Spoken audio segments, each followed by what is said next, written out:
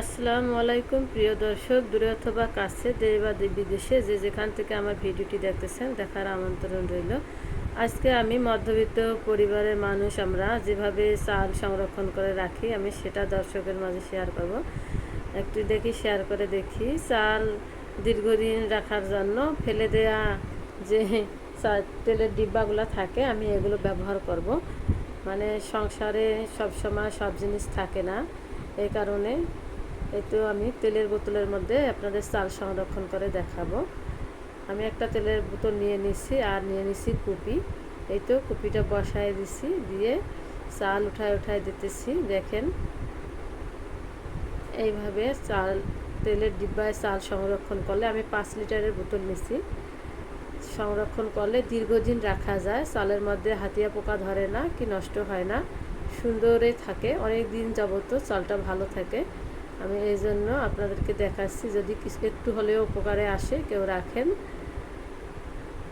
আমরা প্রতিদিন যে চালটা আনে একটু একটু করে 1 মুঠ করে করে রেখে দিয়েও আমি এই কাজটা করতে পারি। এটা এক ধরনের আমাদের আয়, মহিলাদের আয়, যে নষ্ট হয়ে যাবে আমরা এইভাবে যদি রাখি নষ্ট হবে না। আমি ডালও সংরক্ষণ করে দেখাবো। এই যে একটা 1 লিটারের বোতলের মধ্যে ডালটাও সংরক্ষণ করে দেখাবো। আমি অল্প অল্প করে চাল রেখে রেখে এতগুলো বোতল করেছি। দেখেন তেলের বোতল, আবার কতগুলো তেলের বোতল। আমি এখানে প্লাস চাল রাখছি এভাবে, তারপর পিঠার চাল, খিচুড়ির চাল, মানে খাবারের চালও রাখছি। এটা খাওয়ার চাল রাখলাম। হয় ঝড় বৃষ্টি হয়, কারেন্ট থাকে না, ধান ভাঙা থাকে না, এই সময় আমি বার করে খাই এটা, এই জন্য এইভাবে রাখছি। মনে করবেন যে গ্রাম থেকে চাল আবার এরকম করে সংরক্ষণ করে রাখা লাগে কেন?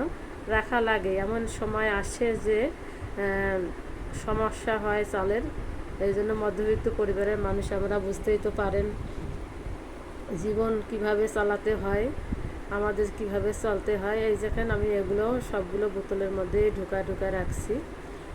তেলের বোতল ফেলে না দিয়ে আপনারা এরকম করে কাজে লাগাতে পারেন। অল্প একটু করে করে রাখতে পারেন, রেখে বোতল মানে ভর্তি করে রাখবেন।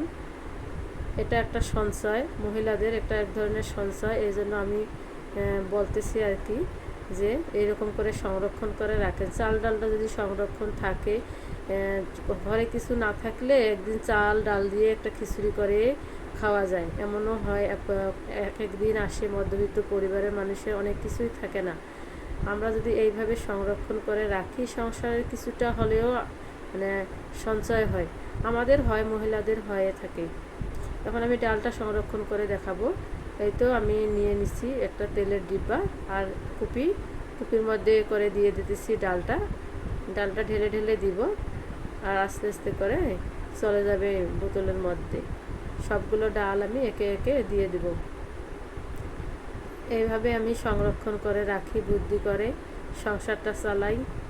দেখেন আপনারাও চালান, যদি একটু হলেও বুদ্ধি কাজে লাগে আপনারা এরকম করে চাল রাখতে পারেন। যেটুকু করে আনবে তার থেকে একটু একটু করে রাখবেন, রেখে রেখে এরকম করে আপনারা বেশি করতে পারেন। মানে 1 2 3 বোতল করেও হয়ে যেতে পারে। আমার এইগুলো বোতল একদিনে হয় নাই, আমার বেশ কয়েকদিন সময় লাগছে। আমি প্রতি ধানের বস্তায় যে চাল বানিয়ে আনে, 1 বস্তা করে করে আনে, আমি একটু একটু করে রেখে রেখে দিছি। যদি একদিনে বেশি করে রেখে দেয় আবার বলবে যে ধান মানে চাল করে তো আনা হয়ে গেছে, চাল কী হলো। এই জন্য আমি একটু একটু করে রাখে দেই। মানে অনেক সময় আমাদেরকে কিনেও খাইতে হয়, সমস্যা থাকে, এ সময় বার করে খাইতে পারি আমরা এই চালটা।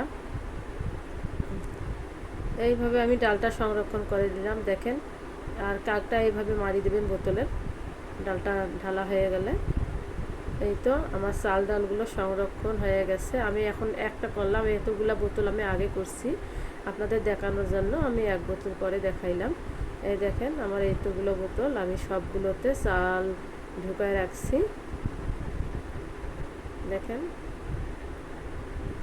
আমি এত ভালো থাকে চাল। আজ এই পর্যন্তই। আমার ভিডিওটি ভালো লাগলে লাইক কমেন্ট শেয়ার করবেন।